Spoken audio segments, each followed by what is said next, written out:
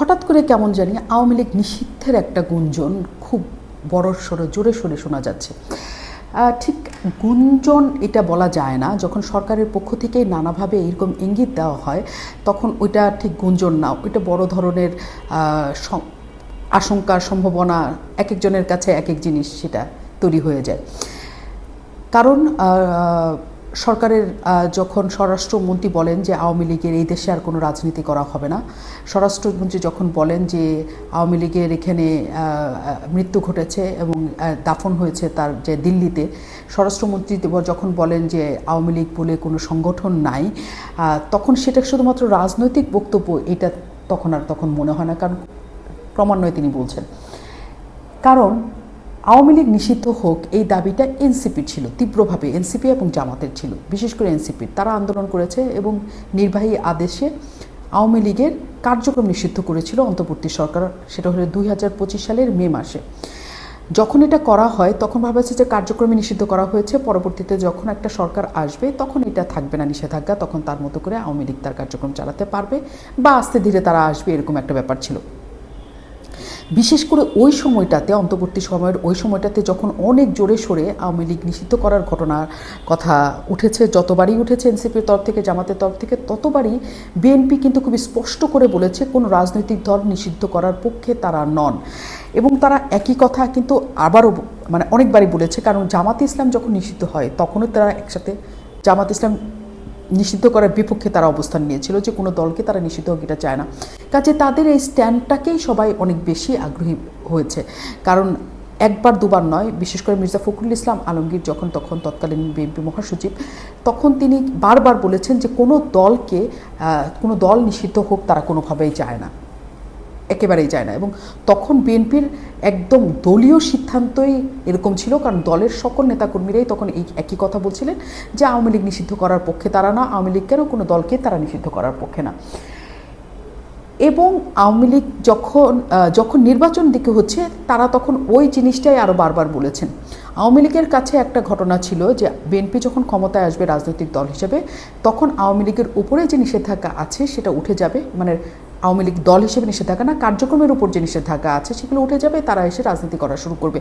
এবং তারা সেটা তীব্রভাবে বিশ্বাস করেছে এবং তাদের কিন্তু একটা বড় ভোট ব্যাংক বিএনপিকে ভোট দিয়েছে শুধু এই কারণে, কারণ আওয়ামী লীগ জানে যে জামাত ইসলাম এনসিপি বা জামাত ইসলাম এনসিপি সহ অন্যান্য দলের যে কোনো দলের জোট যদি ক্ষমতায় আসে বা বিএনপি যদি একটু কম পায়, আসন সংখ্যা পায়, তাহলে আওয়ামী লীগের এই দেশে রাজনীতি করাটা কষ্টকর হয়ে উঠবে, ফিরে আসাটা।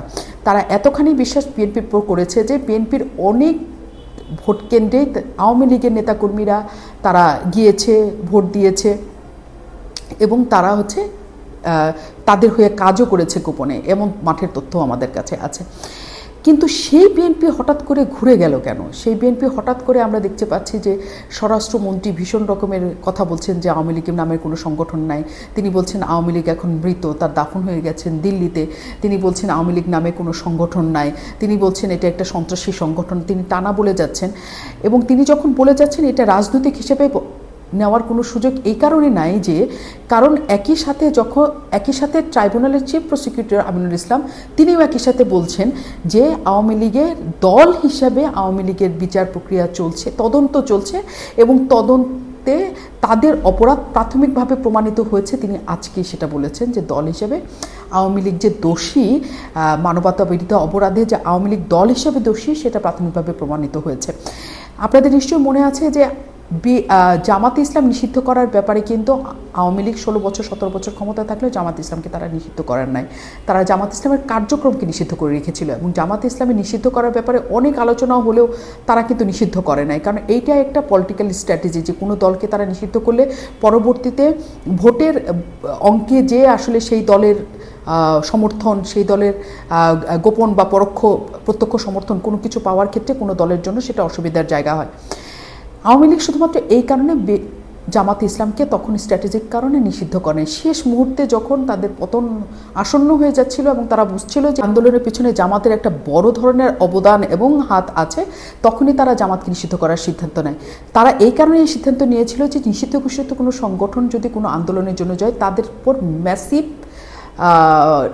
দমন করা যায়, নিয়ন্ত্রণ করা যায়, তাদের উপরে অ্যাটাক করা যায়, তাদেরকে গুলি করতে পারবেন, সমস্ত কারণ নিষিদ্ধ ঘোষিত যে কোনোর উপর যে কোনো অ্যাকশন সরকার নিতে পারে। তো ওনারা তাড়াহুড়া করে এই সিদ্ধান্ত নিয়েছিলেন যে জামাতে ইসলামকে তারা করবেন, কিন্তু তাদের সেই কৌশল প্রয়োগ করার আগেই তাদেরকে পতন ঘটে যায় আওয়ামী লীগের। হঠাৎ করে আওয়ামী লীগকে নিষিদ্ধ করতে চাইছে বিএনপি, এবং আশেপাশের সকল ঘটনা দেখে মনে হচ্ছে এটাই। তথ্য উপদেষ্টা এর মধ্যে বলেছেন যে আওয়ামী লীগ তাদের কার্যক্রম চালাবে কি চালাবে না একটু তারা অপেক্ষা করুক, যদি তারা মনে করে যে তারা ট্রাইব্যুনালে তারা দোষী সাব্যস্ত না হন তাহলে তারা ফিরে আসবেন নিয়ে তাদের কার্যক্রম নিয়ে, তারা দলের কার্যক্রম সকল কিছু করতে পারবেন। আবার তিনি একই সাথে বলছেন যে ইন্ডিয়াতে বসে যারা আওয়ামী লীগের কথাবার্তা বলছেন তারা কিভাবে বলছেন এই নিয়ে আনুষ্ঠানিকভাবে ভারত সরকারের সাথে বাংলাদেশ সরকার কথা বলতে যাবেন। কাজে আওয়ামী লীগের ইস্যুতে যে বিএনপির অবস্থান বদলেছে এবং বিএনপি একটু কঠোর অবস্থানে গেছে, এটা আপাত দৃষ্টিতে এটা মনে হচ্ছে। কারণ এত মামলা আছে, এত ঘটনা, সেগুলোর অগ্রসর না হয়ে আওয়ামী লীগকে নিষিদ্ধ করার ক্ষেত্রে যে তদন্ত, সেটার দিকে সরকার হঠাৎ করে বেশি মনোযোগী হয়ে গেছে।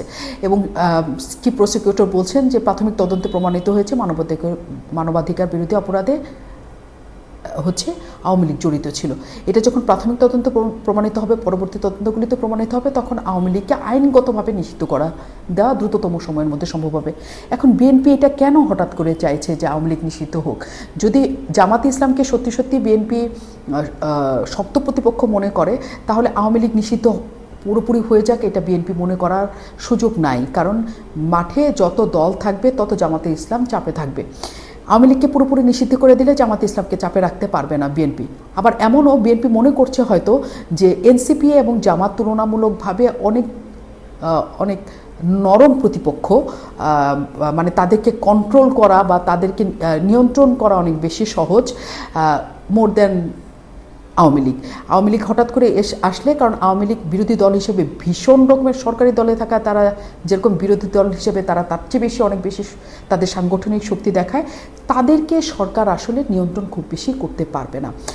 এরকম বিচ্ছিন্ন মিছিল যখন হচ্ছে, আওয়ামী লীগ যখন তাদের অবস্থান তৈরি করছে, নানাভাবে তাদেরকে নিয়ন্ত্রণ করা যাচ্ছে না, নানা জায়গা থেকে তারা মিছিল বের করছে, নানা কিছু কর্মকাণ্ড করার চেষ্টা করছে, তখন সরকার হয়তো মনে করছে যে আওয়ামী লীগকে এই পুরোপুরি আসতে দিলে এই ঘটনাটা অনেক বেশি শক্তিশালী হয়ে আওয়ামী লীগ আসবে।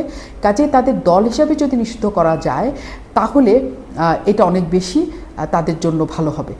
কিন্তু দিন শেষে দল হিসেবে কোনো রাজনৈতিক দলকে নিষিদ্ধ করার ফলাফল ভালো ফল নিয়ে আসে না, অন্তত বাংলাদেশের ইতিহাসে সেটা দেখা যায়নি।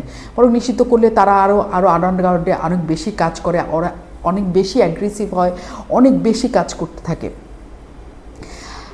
বিএনপি ক্ষমতায় আসার 5 মাসের মাথায় এই ধরনের একটা সিদ্ধান্ত আসলে নিতে চাচ্ছে কেন, সেটা একটা বড় প্রশ্ন হয়ে এখন দেখা দিয়েছে। হঠাৎ করে আওয়ামী লীগ সম্পর্কে তাদের এমন কঠোর অবস্থান কেন, সেটাও বড় অবস্থান করে দেখা যাচ্ছে। আওয়ামী লীগ যেহেতু 17 বছর 18 বছর জাতীয় পার্টিকে সাথে নিয়ে এক ধরনের মিলমিশের সরকার পরিচালনা করেছে, সেই পথে বিএনপি হাঁটছে কিনা জামাত এবং এনসিপিকে নিয়ে, সেটা আসলে আমার মনে হচ্ছে দ্রুততম সময়ে আমরা দেখতে পাবো।